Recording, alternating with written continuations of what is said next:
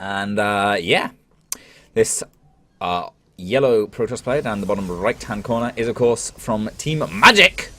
Magik. Is he truly from Team Magik, or did he just make like an amazing logo and in the name and just I don't throw know, it on but there? that's a pretty cool logo. I know, yeah. If it is just him, that's pretty cool. And his Zerg opponent in the red trunks in the top left-hand corner of Coda. It is the one, the only, representing Brawl Gaming, PandaBearMe. I feel like it's Brawl Gaming. Maybe it's something else. I think it's Brawl Gaming. They've got a pretty Brawl, cool logo, right. but yeah, I don't know if Magik is, if this is like his own personal logo, that's pretty cool. There are not many players who have like their individualized logo. Like, No, yeah. it's him and Fenner are the only two players I can think of. Fenner. And Fenner's, I really like Fenner's logo. Fenner's a whole kind of UI graphic design is what I'm looking for. It's really cool. It's really, really nice. Very clean. But yeah, this is cool as well from Magik.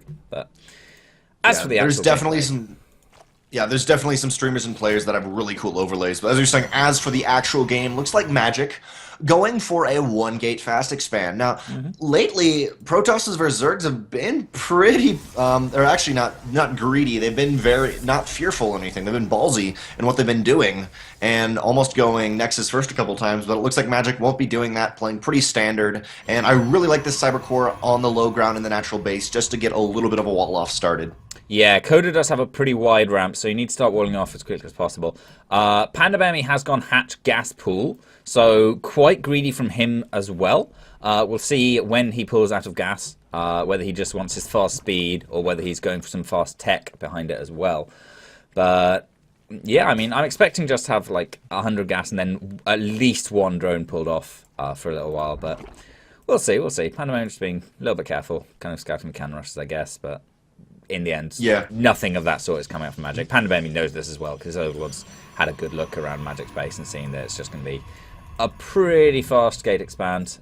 This warp gate is going to be going up fairly shortly as well, not being chronoed out, but definitely the possibility for some aggression by Magik. We'll see when his gases go down and what kind of indication that gives. But yeah, for now, everything's shaking up pretty normal.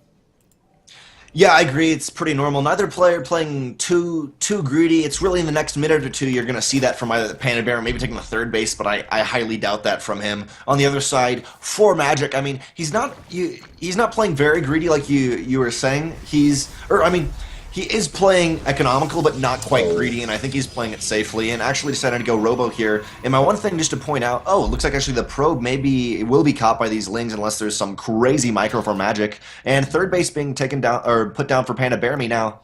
This is going to be really interesting. If PandaBearMe decides to do some sort of roach push, the Cybercore, a part of the gate, is very, very hard as a Protoss player to deal with, just because it's so easily sniped, and that is so key your sentries or stalkers. Yeah, I don't know. I think Magik's going to be very aggressive here. I think this is going to be a +1 7-gate Immortal Zealot push from Magik. They're still on the single gas with the Forge coming down and that very fast Robo. Oh, he doesn't want to let the scouts go in, but the speed finishes, and now PandaBearMe has all the information he needs. He knows as much as I do, and he is a much better player than I do. So if I can think, I think this is a 7-gate Immortal Sentry. He definitely knows. Mortal Zealot rather than Mortal Sentry. So, yeah, we'll see what his response is. Roach goes down pretty much immediately. He's got a Lair on the way as well, wants to get his Roach speed up as well. So, yeah, we'll see what ends up coming out. Looks like Magik is just going to be putting on a bit of... actually, he's not going to be putting on any 3-gate action. He's chronoed out his Warp Gate, but now, with no pylons on the map, can't really do much with it. We'll see what else he gets out. I mean, I think we'll see like 2 Immortals and a Warp Prism from this Robo facility, and then he'll push out. There's no extra gates being added on yet, though. So, I don't know. Yeah, we'll have to see. He may kind of intend to go into the late game, or actually, sorry, he will be getting out that Warp Prism. He may not intend to maybe go for as heavy as attack as we are. No, he's putting out his gates right now for Magik. And getting out that Warp Prism, this is going to be a really cool attack. But for Magik, this is the optimal scenario, or not the optimal, but a more optimal scenario than PandaBearMe being on 2 bases. The 3 bases, you can very easily hit that third, but also in the main to natural, with that Warp Prism, you can either force field off the ramp, you can do some really cool stuff with sentries, and it's going to be key to see what Magik will do here. We do see PandaBearMe kind of pushing forward, seeing what he can see in a Magik's base, and doesn't actually see much, but the Immortal is out for Magik, and it starts up in that second Immortal. This is going to be some really cool Immortal micro here. There will be Roaches ready, but then again, I mean, what counters Roaches so good as Protoss? It's the Immortal. So it's really both players trying to counter each other, but both counter each other, kind of. It just matters how many Roaches PandaBearMe can get out before this, and if he is really prepared to defend off a Warp Prism with only 1 queen in the main. Yeah, this is a really, really strong attack by Magik. We've seen it take down top Protoss. Nano used it to great effect against many people. A second gas by Magik is interesting, though. This is not something I've seen with this sort of attack before. Getting the Overseer out, or sorry, the Observer even out as well. So this is all syncing up pretty nicely for Magik. The obviously the Warp Prism's moving out. He can warp in 7 Zealots at a time with it. Actually starts off with a little warp in of Zealots and a Stalker moving on out as PandaBearMe goes in, scouts out, sees actually 2 extra grasses. So I think you could be right. I'm not sure Magik is going to commit to this as heavily as we might ordinarily see. Or maybe he just wants a few extra Stalkers rather than the Zealots. I'm not sure I like this. The Zealots do really, really nicely with upgrades. I was getting +2 per attack, whereas... Yeah. I mean, I guess the thing is the Stalkers also get +2 per attack on the Roaches, so I don't know. It's tough. Yeah. I feel like the opener was just so just did not have that much gas, so he can't really. He's got to go into Zealots definitely here to really make it work. Double Immortal, but Double Immortal into the main for PandaBearMe. All the majority of the Roaches pulled out of place, but actually that's only half the army. And on the other side, between the natural and the third base, there is between the natural and the third base. I mean, there's not much main army Magik can do. He's really got to pull back with these Immortals, and both are decently damaged here. Actually, the Roaches even got through the shields, maybe a little bit of mismanagement, but now PandaBearMe's coming up for an attack in the front. The front side of Magik's army. Zealots in the front pushing, at least attempting to push the Roaches back, but I don't really know if he'll be able to do anything here. Sorry, I don't know how much PandaBearMe can do here. He's got to get an amazing concave.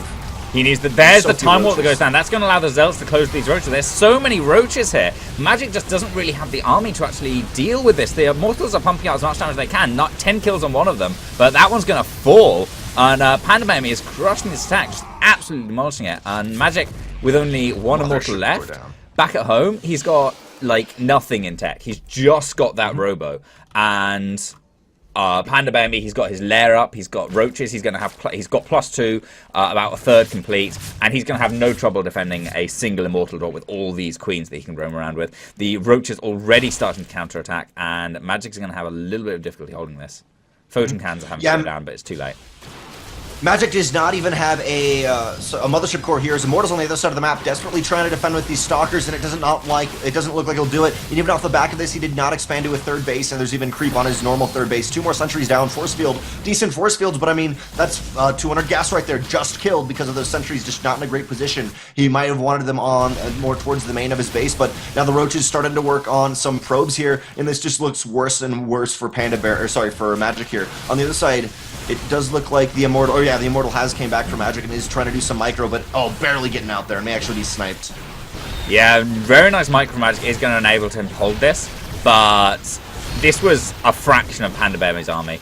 I think if PandaBearMe had sent everything over there with the Lings and everything, he would have won the game. But obviously he wants to be safe against any kind of counterattack. He doesn't know that there's not a proxy pylon hidden up here or around here. So now he's just going to stay out here. As long as he stays kind of back here, he can very, very easily deny any kind of third base from going up while he gets his Hydra tech, or his Hydras out rather, and that +1 range, and then he'll very, very easily be able to kind of sit down here, chip away at the cyber core, chip away at the wall, or he could just try and bum rush in now. This might be a little keen, but on the other hand, Magik is still so behind. The Lings are getting breaking through the wall, smashing onto all these Stalkers. The Warp Prism is still undenied as yet, and with 2 Immortals, but one of them's not quite going to go down, just saved by the Warp Prism, and Magik is doing all he can to hold, but it still might not be enough as 1 Immortal falls. The other Immortal is going to be dropped out of the Warp Prism and lifted back up again, but it's the only army unit Magik had, and that goes down. GG.